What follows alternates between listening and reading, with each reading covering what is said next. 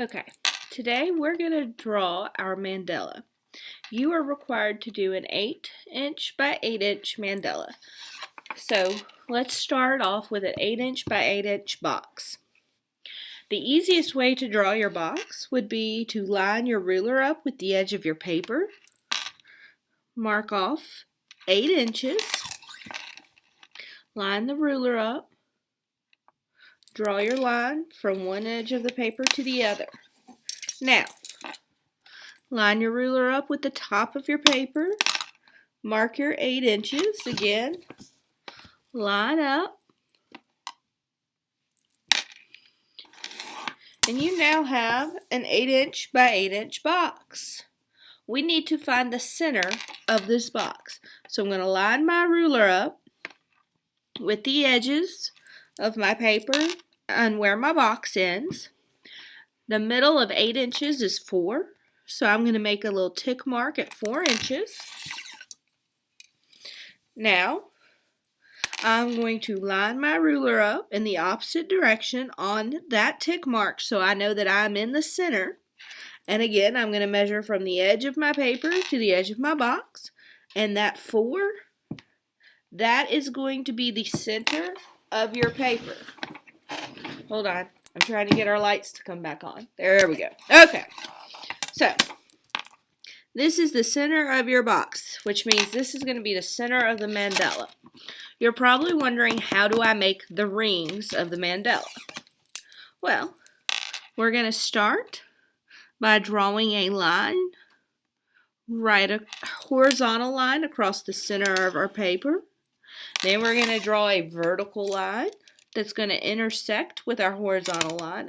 You guessed it, down the center of our paper. And now we're going to draw 2 more lines. On this one, though, you want to line up your corner, your intersecting line, and your other corner. And you're going to draw a diagonal line. So it should look just like this. And then you're going to do the same thing right here. Alright, so you should have a vertical line, horizontal, and 2 diagonals. Put your ruler in the center. So I would line up my ruler. I'm going to put, it doesn't matter what you put it on as long as the inch is lined up with the center. So I have my 7 inches lined up with the center, which is fine. Now, at every inch on that line, I'm going to make a tick mark all the way across. Do the same thing on both sides, 1 inch apart. All of your tick marks should be 1 inch apart. You guessed it, you're going to do this to every single line. So, make sure your ruler is lined up properly.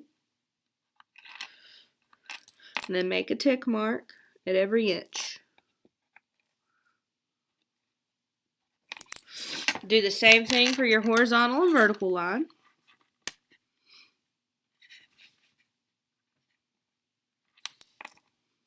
Again, you've got to make sure you've got an inch lined up with the center so that you know you're marking exactly an inch all the way across.